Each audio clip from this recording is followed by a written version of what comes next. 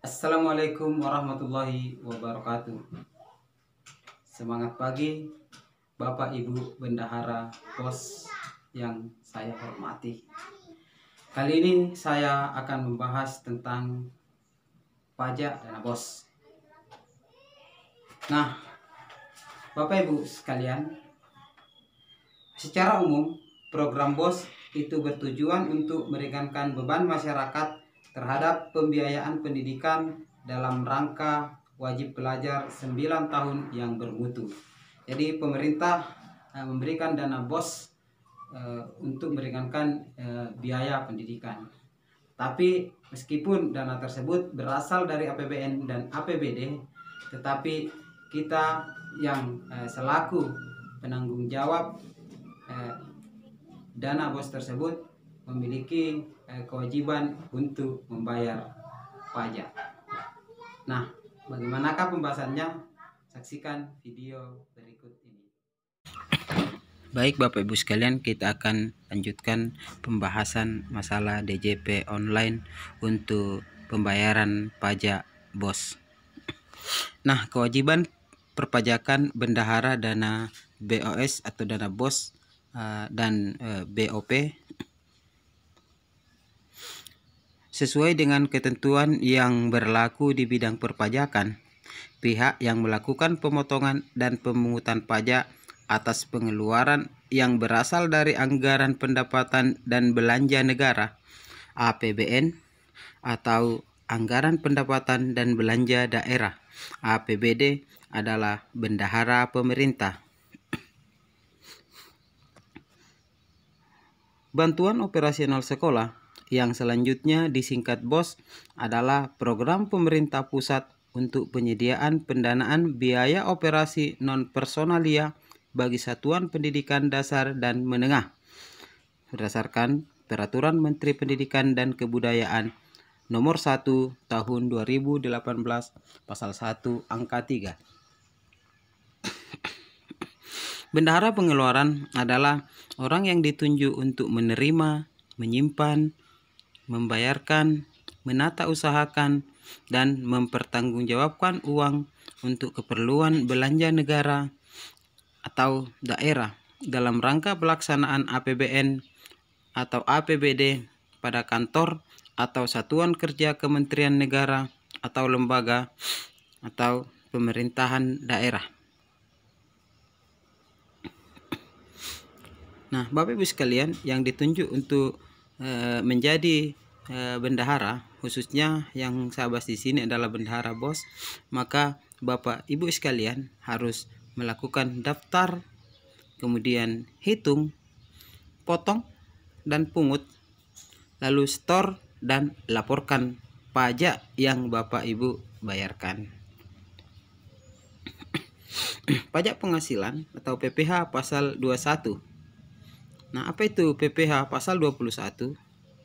Adalah pajak yang terkait dengan pembayaran gaji dan honor.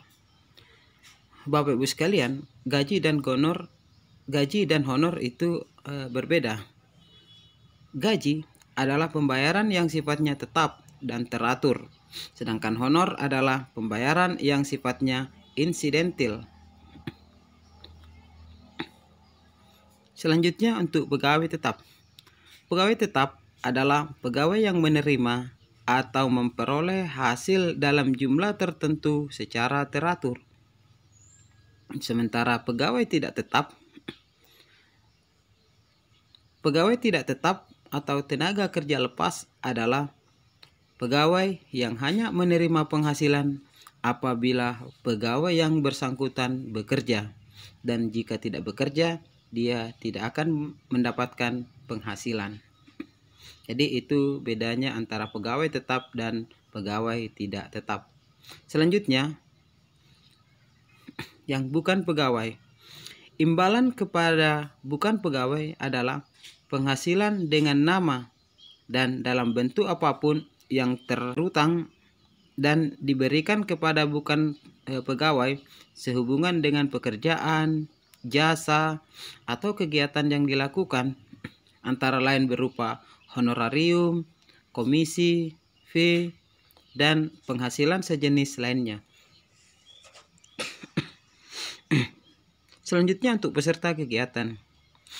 Peserta kegiatan adalah orang pribadi yang terlibat dalam suatu kegiatan tertentu, termasuk mengikuti rapat, sidang, seminar, lokakarya atau workshop, pendidikan, pertunjukan, olahraga, atau kegiatan lainnya, dan menerima atau memperoleh imbalan sehubungan dengan keikutsertaannya dalam kegiatan tersebut.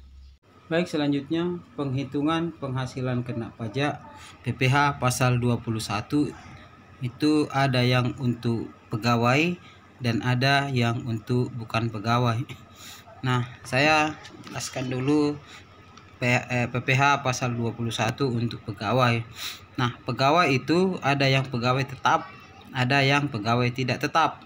Nah, untuk pegawai tetap itu penghasilan bersih itu dikurangi pendapatan tidak atau penghasilan tidak kena pajak atau yang biasa disingkat PTKP. Kemudian untuk pegawai tidak tetap, pegawai tidak tetap biasanya ada yang berpenghasilan bulanan, ada juga yang berpenghasilan harian.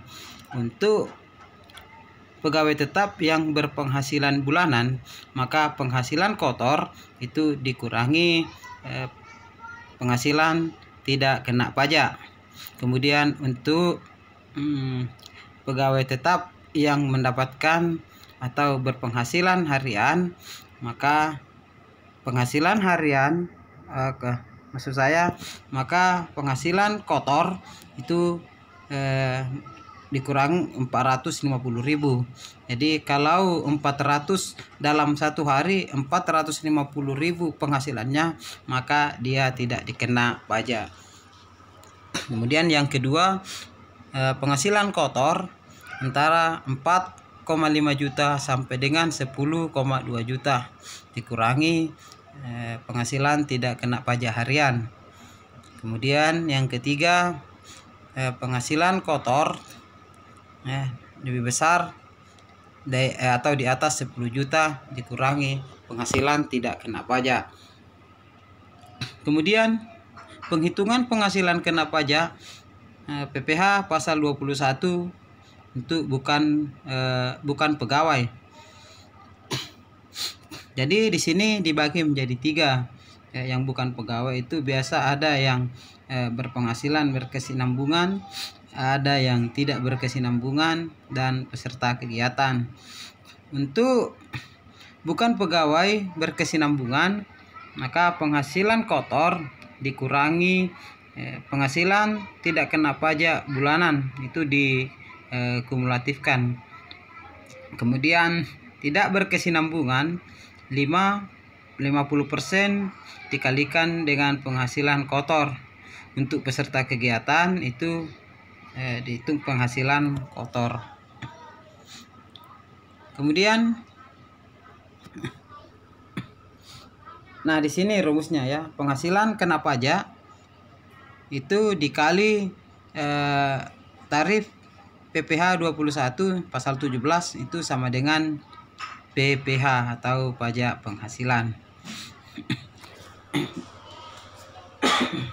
Nah, untuk honor PNS, bagaimanakah skema pemajakan? Yaitu PPh pasal 21 untuk golongan 1 dan 2 itu pajaknya 0%. Untuk golongan 3 pajaknya itu 5%. Sedangkan golongan 4 dan pejabat negara itu pajaknya 15% sesuai dengan PP 80 tahun 2010. Kemudian rumusnya jumlah bruto dikali dengan tarif PP 80 tahun 2010 sama dengan PPh. Kemudian bagaimanakah dengan PPh pasal 22? Nah, kita bahas dulu pengertiannya. PPh pasal 22 adalah pajak penghasilan sehubungan dengan adanya pembayaran atas pembelian atau penyerahan barang. Nah, di sini ya NPWP rekanan jika ada, maka akan terkena pajak 1,5%, dan jika tidak mempunyai NPWP maka akan terkena pajak 3% untuk tarifnya. Dikecualikan, ya ini ada pengecualian. Nah, penyerahan barang yang jumlahnya paling banyak 2 juta. Kemudian pengecualian yang kedua, pembayaran untuk pembelian bahan bakar minyak atau BBM. Yang ketiga, pembayaran untuk pembelian listrik dan gas. Yang keempat, pembayaran untuk pembelian air minum atau PDAM. Yang kelima, pembayaran untuk pembelian benda pos. Dan yang keenam, pembelian barang sehubungan dengan penggunaan dana BOS. Nah, selanjutnya untuk PPh pasal 23. Kita bahas pengertian PPh pasal 23. Adalah pajak yang penghasilan sehubungan dengan pembayaran pada pihak lain berupa sewa dan penghasilan lain sehubungan dengan penggunaan harta serta imbalan sehubungan dengan jasa. Nah, di sini perbedaannya antara sewa dan jasa. Ya, biasanya kalau sewa itu ya yang digunakan adalah kendaraan, tenda, mebel, baju, ya, sewa kursi, kecuali tanah dan atau bangunan. Nah, untuk jasa misalnya jasa pemeliharaan, jasa manajemen, jasa desain, jasa catering, dan jasa-jasa lainnya. Nah, selanjutnya tarif untuk 2%. Bagi rekanan yang tidak memiliki NPWP, ya, tarif 100% itu lebih tinggi. Disetor dengan menggunakan SSP dengan identitas atau NPWP bendahara SKPD. Nah, pasal 4. Ya, pasal 4. Pengertiannya, pajak yang dipotong atas penghasilan dari jasa tertentu dan sumber tertentu, misalnya jasa konstruksi dan sewa tanah atau bangunan. Kemudian sewa tanah dan atau bangunan itu 10%. Kemudian jasa konstruksi, sini pelaksanaannya kan ada kualifikasi usaha. Ya, pelaksanaannya kalau kecil itu 2%, ya, menengah atau besar 3%, sedangkan tidak memiliki itu 4%. Kemudian perencanaan atau pengawasan, jika ada 4%, jika tidak ada maka 6%. Kemudian PPN atau pajak pertambahan nilai. Pertama kita bahas dulu pengertian daripada PPN. PPN adalah pajak atas konsumsi barang dan atau jasa di dalam daerah pabean. Nah, untuk bendahara sekolah swasta, lembaga pendidikan swasta, pesantren yang diberikan dana BOS oleh Kementerian Pendidikan Nasional itu tidak wajib memungut PPN. Kemudian beli barang dan jasa, yaitu 10%. Ini skema transaksi PPN-nya. Ya, bendahara, rekanan, kemudian rekanan menyampaikan tagihan atau faktur pajak ke bendahara. Kemudian faktur, ya, saat pembuatan faktur pajak oleh PKP rekanan, maka pada saat dibuat tagihan di bendahara ke bendahara, kemudian PPN dibayar dan di-store paling lambat tanggal 7 bulan berikutnya. Kemudian penomoran faktur pajak. Penomoran faktur pajak tidak lagi dilakukan sendiri oleh PKP, tetapi dikendalikan oleh DJP melalui pemberian nomor seri faktur pajak, di mana bentuk dan tata caranya ditentukan oleh DJP. Kemudian faktur pajak yang tidak lengkap, ya, tidak diperkenankan memperbaiki dengan cara menghapus atau mencoret atau dengan cara lain. ya, jika faktur pajak tidak lengkap, ya. Kemudian tidak dipungut bendaharawan, tidak melebihi dari 1 juta, ya, termasuk PPN dan atau PPNBM, dan merupakan pembayaran yang tidak dipecah-pecah. Kemudian untuk transaksi yang tidak melebihi dari jumlah 1 juta, dipungut dan disetor oleh pengusaha kena pajak rekanan pemerintah sesuai dengan ketentuan yang berlaku umum. Kemudian untuk pembebasan tanah, ya. Kemudian BBM dan non BBM yang penyerahannya dilakukan oleh Pertamina. Kemudian tidak dipungut bendaharawan atas penyerahan BKP, JKP yang mendapat fasilitas PPN, tidak dipungut dan atau dibebaskan dari pengenaan PPN. Nah, untuk penyerahan JKP yang dilakukan oleh instansi pemerintah kepada instansi pemerintah lainnya, sepanjang pembayaran tersebut berasal dari APBN atau APBD yang dimasukkan sebagai PNBP. Atas jasa angkutan udara diserahkan oleh perusahaan penerbangan. Nah, untuk penyerahan BKP atau JKP yang menurut ketentuan perundang-undangan yang berlaku tidak dikenakan PPN. Nah, batas akhir pembayaran dan pelaporan SPT massa. Yang pertama, PPh pasal 21 itu batas akhir pembayarannya pada tanggal 10 bulan berikutnya, dan batas akhir pelaporan itu tanggal 20 pada bulan berikutnya. PPh pasal 22 SPT massa, batas akhir pembayaran itu hari yang sama dengan transaksi. Kemudian batas pelaporan itu tanggal 20 pada bulan berikutnya. Untuk PPh pasal 23, batas transaksi pembayaran batas akhir pembayaran itu tanggal 10 pada bulan berikutnya, dan batas akhir pelaporan itu tanggal 20 bulan berikutnya. PPh pasal 4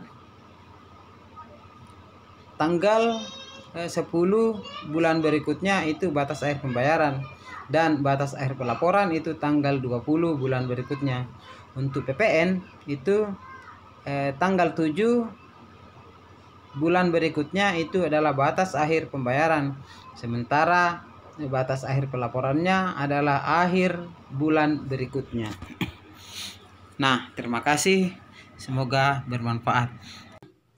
Nah, Bapak Ibu bendahara bos sekalian, untuk lebih jelasnya Bapak Ibu bisa berkunjung atau datang ke KP2KP untuk menanyakan mengenai pajak. Di sana akan dijelaskan lebih lengkap dan lebih detail. Selamat berjuang.